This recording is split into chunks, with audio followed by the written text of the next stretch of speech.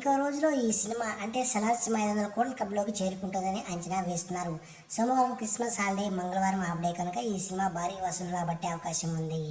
Hi friends, welcome to ఒకసారి చూడే YouTube channel. ఈ వీడియో కనుక మీకు నచ్చినట్లయితే లైక్ చేయండి, షేర్ చేయండి, తప్పకుండా సబ్స్క్రైబ్ చేసుకోండి. ఇక విషయంలోకి వెళ్తే, పాన్ ఇండియా స్టార్ ప్రభాస్ హీరోగా నటించిన high voltage action movie Salaar part 1 cease fire box office వద్ద సునామీ సృష్టిస్తుంది.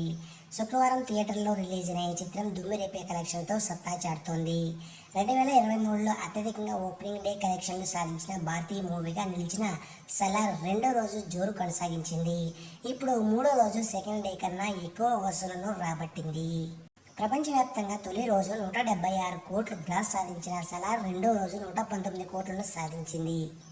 మూడు రోజులు కలిపి ఈ సినిమా ప్రపంచవ్యాప్తంగా 400 కోట్లకు పైగా వసూళ్లను సాధించింది. ఇంకో రోజులో ఈ సినిమా 500 కోట్ల క్లబ్లోకి చేరుకుంటుందని అంచనా వేస్తున్నారు. సోమవారం క్రిస్మస్ హాలిడే, మంగళవారం హాఫ్ డే కనుక ఈ వసూళ్లు సినిమా భారీ వసూలు రాబట్టే అవకాశం ఉంటుంది.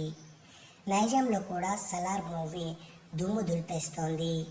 భారీ వసూళ్లను రాబడుతోంది. నైజాంలో ఈ సినిమా మూడో రోజు 11.20 కోట్లకు పైగా వసూలు చేసింది. 3 రోజులు కలిపి ఈ మూవీ 44.80 కోట్లకు పైగా షేర్ సాధించినట్లు ట్రేడ్ పండితులు చెబుతున్నారు. ప్రముఖ డిస్ట్రిబ్యూటర్ సంస్థ మైత్రి మూవీ మేకర్స్ నైజాంలో ఈ సినిమాను విడుదల చేసింది. సలార్ చిత్రంలో ప్రభాస్ను యాక్షన్ అవతారంలో దర్శకుడు ప్రశాంత్ నీల్ చూపించడంలో అభిమానులు తెగ సంతోషపడుతున్నారు. ప్రభాస్ కటౌట్కు ఇది సరైన సినిమా అని ప్రశంసిస్తున్నారు. బాహుబలి 2 తర్వాత డార్లింగ్ స్థాయికి తగ్గ బ్లాక్ బస్టర్ వచ్చేసిందని ఖుషి అవుతున్నారు. రిపీట్ మోడ్లో థియేటర్లకు వెళ్లి సినిమాను చూసేస్తున్నారు. సలార్ సినిమాలో ప్రభాస్తో పాటు పృథ్వీరాజ్, సుకుమారన్ కూడా ముఖ్యమైనటువంటి పాత్ర చేశారు. ప్రాణ స్నేహితులుగా ఉండే వీరు బద్ధ శత్రువులుగా ఎలా మారారు అనేటువంటి విషయంపై ఈ మూవీ తెరకెక్కింది. ఈ చిత్రంలో శృతి హాసన్, ఈశ్వరీరావు, జగపతి బాబు, సిఆర్రెడ్డి, బాబీ సింహ తదితరులు కీలక పాత్రలను పోషించారు. హోంబలే ఫిల్మ్స్ పతాకంపై ప్రొడ్యూసర్ విజయ్ కిరంగదూర్ ఈ చిత్రాన్ని నిర్మించారు.